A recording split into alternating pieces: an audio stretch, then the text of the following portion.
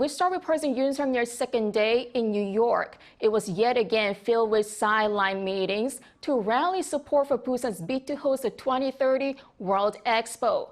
But the president also sought to use each meeting to boost economic cooperation on exports and supply chains critical for the future of the country's economy. Our top office correspondent Kim Do-yeon reports from New York.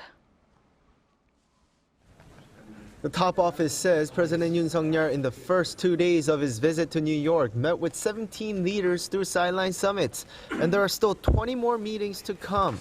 A repeated request from President Yoon for all the leaders he's met so far is for their support for Busan's bid to host World Expo 2030 during the Bureau International des Expositions in November.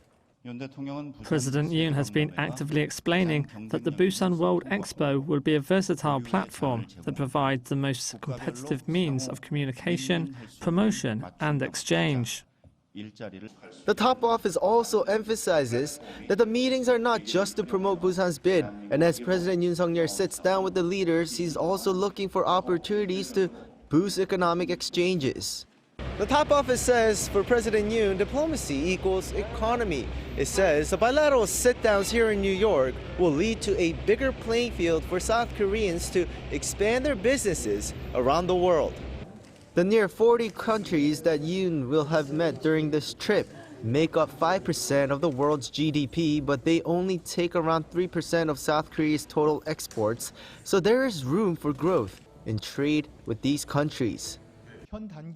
At this stage, although the absolute scale is not yet large, considering that our exports have not yet reached the market size of these countries, and recognizing that we are now at the starting point of growth, we can say that there is sufficient potential as a new market. In addition, South Korea's trade with its top 10 partners makes up more than 70% of its total trade. This leaves the country vulnerable to supply chain disruptions. So by working with these 40 countries, around a fifth of UN members that South Korea can cooperate with through official development assistance, it can diversify its supply chains. The top office added that recently, with resources being a strategic asset, nations have started to nationalize their key resources. Establishing government-to-government relations with potential partners is important for South Korean companies to gain access to them as well. Kim Do-yeon, Arirang News, New York.